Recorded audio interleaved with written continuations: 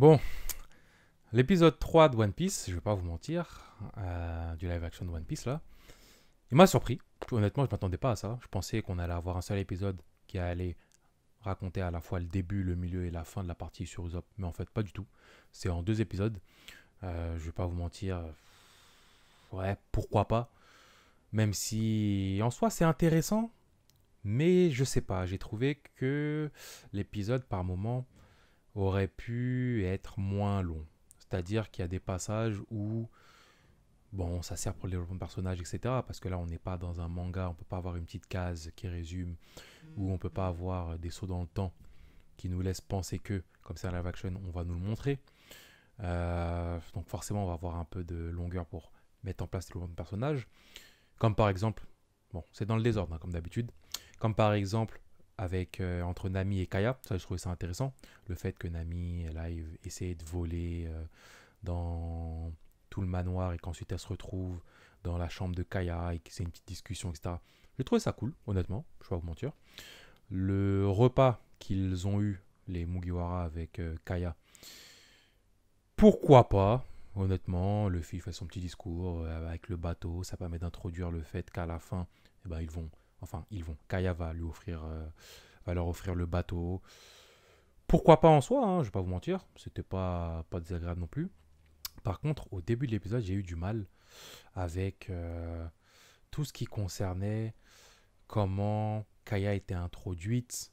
Je trouvais ça un peu gênant, je vais pas vous mentir. Le délire entre elle et Usopp qui discutent tout ça, moi, je n'ai pas réussi à rentrer dedans. Je pense que par rapport à la version manga, c'est un peu plus compliqué de rentrer dedans. En tout cas, pour moi, c'était plus compliqué de rentrer dedans. Ensuite, il y a tout ce qui concerne le serviteur là, qui a des espèces de pics sur la tête avec l'autre serviteur, la meuf aux cheveux verts ou bleus, je sais plus. Euh, bon, en plus, il y a des moments qui sont un peu ridicules, comme quand Kuro met un coup de pression à la meuf elle sursaute limite après qu'il lui ait mis le coup de pression en faisant tomber le verre quand ils sont dans les cuisines.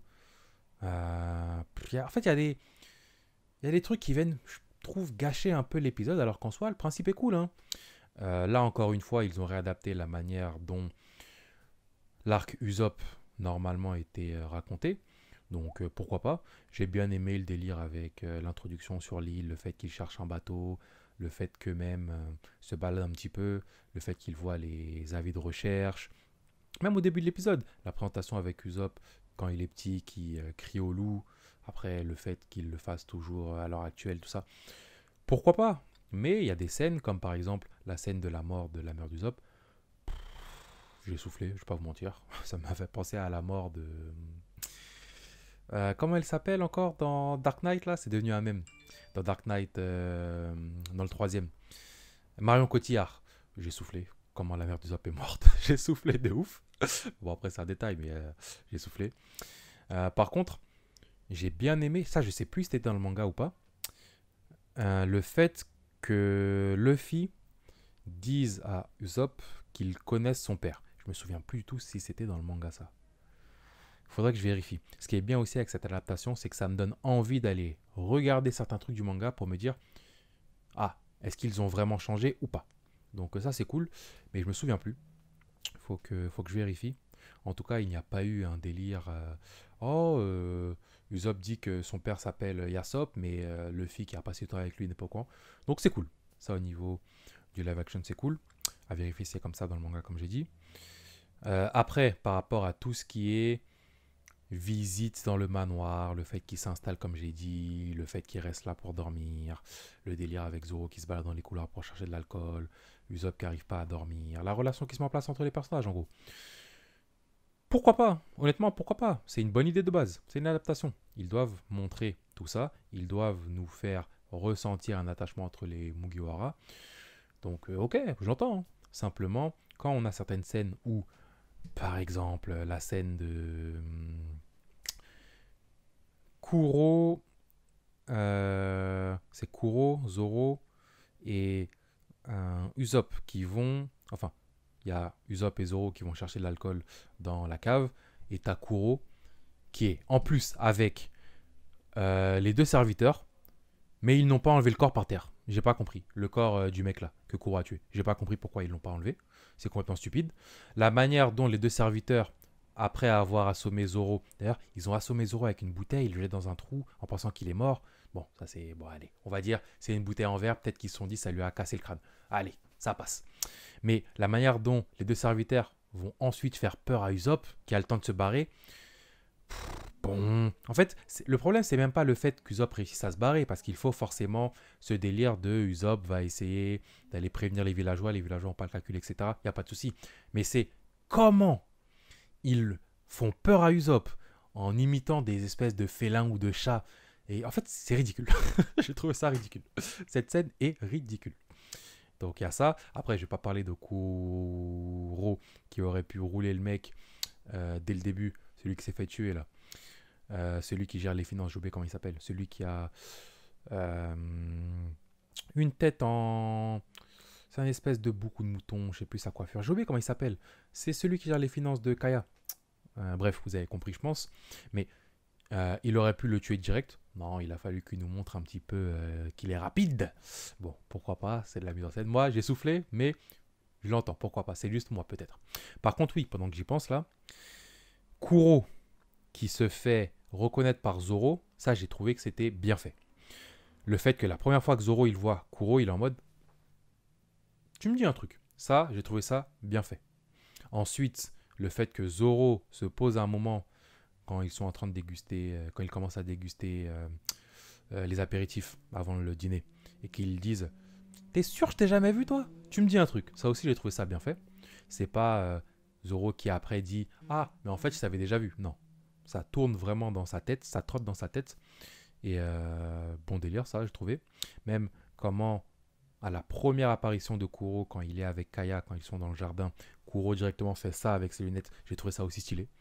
Le fait que bah, je sache qu'il fait ça par rapport à ses griffes, mais qu'il le fasse directement, moi j'ai trouvé que c'était bien fait de leur part au niveau du live action. Donc très bon délire. Et ensuite, tout ce qui concerne Luffy, moi j'ai trouvé que ça allait. Vraiment, j'ai trouvé que ça allait. Tout ce délire de Luffy qui fait le pari avec Nami par rapport au fait qu'ils vont pas voler un bateau, bon, même si ça c'est bien aussi le fait que Nami et Zoro lui rappellent de temps en temps, bon, on est un pirate, on est des pirates, pardon, faut pas déconner, on a le droit de voler, machin. Luffy qui vit dans un monde de bisounours, je trouve que ça glisse. Et le pari justement qu'il fait avec Nami par rapport à ça, en lui expliquant qu'il va réussir à convaincre Kaya de pouvoir lui donner le bateau, bon délire aussi. Même le discours, comme je disais qu'il fait lors du dîner, c'est cool en soi, hein, franchement. Bon, ça aurait pu être mieux fait, mais ça m'a pas dérangé, je trouvais ça sympathique. Et au niveau de Zoro, moi je le redis encore une fois, pour moi, pour l'instant, Zoro, c'est vraiment le perso que j'apprécie le plus. Parce que autant je trouve qu'il y a un peu un côté le mec sombre, toujours sérieux, machin, mais ça passe bien. J'aime bien, parce que c'est ce côté sérieux, c'est le côté où c'est lui qui va, entre guillemets, garder l'épée sur terre. J'aime bien, honnêtement, j'aime bien. J'aime bien, donc pour l'instant, Zoro, mon personnage préféré, sur les 3 épisodes. Et même son délire avec l'alcool, bon, ils ont un peu exagéré là, parce que dans live action, là, le fait qu'il passe uniquement son temps à boire, je l'ai pas vu manger quoi que ce soit. Bon, mais même ce délire avec l'alcool, je trouve qu'ils l'ont bien fait. Donc ça, c'est cool aussi. Après, Kaya, je vais pas vous mentir, la première fois qu'on la voit apparaître dans le jardin, je me suis dit, oh, l'actrice, elle a l'air fatiguée, pourquoi ils l'ont choisie? Et ensuite, je me suis souvenu qu'elle était malade, Kaya. Donc je me suis dit, ok, bon délire.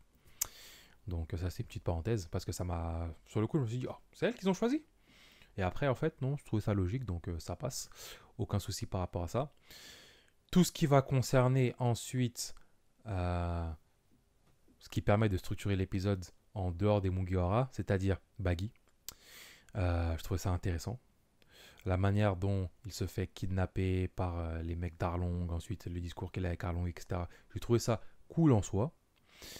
Le délire avec Garp et Kobe aussi. Mais juste avant de passer sur Garp et Kobe, il faut que je le dise, les hommes poissons, c'est ridicule. C'est ridicule. Le premier homme poisson, quand je l'ai vu, j'étais mort de rire. Et quand j'ai vu Arlong aussi, j'étais mort de rire. C'est ridicule. Honnêtement. Mais bon. C'est ce qu'on a. Donc on va prendre. Mais j'ai trouvé ça ridicule. En fait, Ils sont... Comment je peux dire ça? Ils ont des caractéristiques d'homme-poisson, mais comme il y a énormément de parties qui restent vraiment humaines, on a une caractéristique d'homme-poisson, pas de transition, une caractéristique d'humain. Et c'est bizarre en fait, c'est bizarre. Ils auraient pu lisser un peu le tout de manière à ce que ça glisse. Là, je pense à leur nageoire ou dans, je crois, le premier homme-poisson là qu'on voit, dans son dos. En fait, c'est comme le nez d'Arlong. T'as l'impression que c'est des trucs qu'ils ont juste collé dessus. C'est, je sais pas, ils auraient pu lisser un peu ça. C'est pas catastrophique, mais c'est dégueulasse. Voilà. En tout cas, c'est mon avis. Donc ça, c'était une petite parenthèse. Et comme je disais, oui, le dire avec les hommes poissons, Arlong qui contrôle le game sur East Blue. En fait, à chaque fois que tu vois un nouveau mec, c'est introduit comme un mec qui est au-dessus du mec précédent, mais dans la hiérarchie d'East Blue. Donc ça, j'ai trouvé que c'était bon délire. Sachant qu'on n'a toujours pas vu, comment il s'appelle le mec de Baratie. J'allais dire Gunfrix. Pourquoi j'allais dire ça? Bref, le mec qui a une armure en or, là, j'ai oublié comment il s'appelle. Le mec de l'arc de Sanji, qui est censé être le mec le plus recherché d'Isbou, je sais pas quoi. Bref, ils ont peut-être modifié ça aussi. Mais en tout cas, c'est intéressant. Et en parlant des apparitions des personnages qui sont censés être plus importants au niveau de la hiérarchie d'Isblue, à chaque fois qu'on a, j'avais pas fait attention, mais à chaque fois qu'on a une prime, j'adore l'animation qu'ils font quand la prime apparaît et quand t'as le mec qui, soit il la griffe, soit il la pousse. Bon délire. Ça, c'est un petit truc comme ça, mais c'est sympa. Et ensuite, pour revenir sur Garp, en fait, je trouve intéressant toute la partie Garp, Kobe, parce que ça met en place le développement de Kobe, ça nous explique comment il intègre la marine, ça va enrichir le développement de Kobe, contrairement au manga où on a eu un bond dans le temps et d'un coup Kobe il est devenu plus ou moins chaud, on va dire. Donc ça, je trouve ça cool de leur part. Mais au niveau de Garp, en fait, c'est pas du tout, et c'est pas une critique, hein, mais c'est pas du tout le Garp du manga. Le Garp du manga, il est en mode tout le temps joyeux, il fait le con, il s'endort, il truc. Là, comme je disais dans la review de l'épisode 2, c'est un Garp vraiment marine ultra. C'est le Garp des terres, celui qui est hyper strict, celui qui est en mode les pirates c'est le mal, on va les combattre. Il y avait peut-être un peu de ça dans le manga, le délire justice, etc. de Garp. Mais là, ça fait vraiment... En fait, dans le manga, ça avait un ton léger quand il le disait, même si derrière, il y avait les convictions. Et là, non seulement il y a les convictions, mais en plus, il a un ton sérieux. Donc, certaines personnes vont aimer, d'autres non. Moi, je trouve ça intéressant. Et je pense que j'arrive à trouver ça intéressant là où d'autres personnes vont peut-être pas apprécier. Tout simplement parce que moi, One Piece, je m'en fiche un peu. Je regarde ça de loin. Donc, le fait d'avoir des changements comme ça, au contraire, moi je trouve ça intéressant parce que ça donne une autre vision du truc et ça maintient dedans. Si c'était un copier-coller, je serais plus en mode, je pense, ouais, j'ai déjà vu, ouais, sympathique. Bon, j'attends la scène que j'aime bien et ensuite on passe à la suite. Alors que là, vraiment, je suis les épisodes, non seulement parce que c'est pas dégueulasse, en plus parce que il y a un délire avec tout l'univers One Piece, etc. Je veux voir comment ils ont mis ça en place et compagnie, mais surtout parce qu'avec les modifications qu'il y a par rapport au manga, je me demande ce qui va se passer. Parce que par exemple, à la fin de l'épisode, je ne m'attendais pas du tout à voir Kobe sur l'île. Pas du tout. Donc là, ça veut dire quoi? Ça veut dire que dans l'épisode 4, on va avoir Kobe qui va rencontrer Luffy. Normalement, dans cette partie-là, quand je dis cette partie-là, je parle de l'arc Usopp. T'as l'équipage de Kuro qui arrive. Et en gros, le but, c'est de tenir la colline pour pas qu'ils arrivent à rentrer dans le village. Comment ça va se passer? Là, je suis curieux. Franchement, là, je ne peux pas du tout prédire ce qui va se passer parce qu'ils ont changé. Donc, est-ce qu'ils vont retomber sur leurs pattes? Est-ce qu'ils vont partir dans une autre direction? Je trouve ça intéressant. Et même si moi, j'ai déjà en tête ce qui se passe normalement dans le manga, c'est pas désagréable à suivre, le live action. Donc, franchement, je trouve que c'est bien joué de leur part d'avoir fait une réelle adaptation et pas d'avoir uniquement fait du copier-coller. Et pour finir, juste au niveau du Zop, je trouvais dommage qu'ils aient pas mis les deux petits là. Je crois qu'il y avait deux ou trois petits. Attendez, il y en avait un. Deux. Je crois qu'il y avait deux petits avec lui dans le manga normalement. Je trouve ça dommage qu'ils les aient pas mis. Moi j'attendais de les voir. Je les ai pas vus. Je trouve ça dommage parce que ils apportaient un petit plus, je trouve. Ça apportait un délire avec Usopp, le fait qu'il doit protéger les petits, le fait que c'est un exemple, la relation avec Kaya. Je trouve ça dommage, mais c'est juste une petite parenthèse. Ça m'est venu en tête pendant que je regardais l'épisode. À un moment, je me suis dit, oh, ils sont où les petits? Mais en soi, c'est pas grave. Comment ça a été présenté, l'introduction dans le manoir, la discussion qu'ils ont entre eux, que ça soit l'ami Kaya, que ça soit Luffy Kaya avec son petit discours, le dîner, le machin. C'est sympathique. Donc franchement, rien à dire par rapport à ça. Je suis curieux pour la suite, honnêtement. Je m'attendais pas à ce que ça soit un épisode qui n'adapte pas la fin de la partie Usopp. Donc ça veut dire qu'on aura l'épisode 4 qui va finir ça. Ensuite peut-être 5, 6, ça va être sur Sanji. Parce que Sanji quand même, il y a l'introduction de Sanji, son flashback, etc. Il y a le mec là qui a l'armure en or, j'ai oublié comment il s'appelle. Ensuite il y a Mio qui arrive. Je pense que pour Mio, ils ne peuvent pas tout mettre dans un seul épisode. Donc ils vont faire ça en 2 épisodes. Donc on sera déjà à 6 épisodes. Ensuite il va rester 2 épisodes. Arlong, c'est impossible qu'ils mettent ça en un seul épisode. Le temps d'arriver jusqu'à l'île d'Arlong, le temps de comprendre ce qui s'y passe, le truc avec Nami, et ensuite d'affronter Arlong, je pense pas. Je pense que ça va finir à Arlong. Donc je pense pas que ça va se finir à Lockdown. Bref, de toute façon, je verrai. Hein, j'enchaîne l'épisode. Donc rendez-vous pour la suite.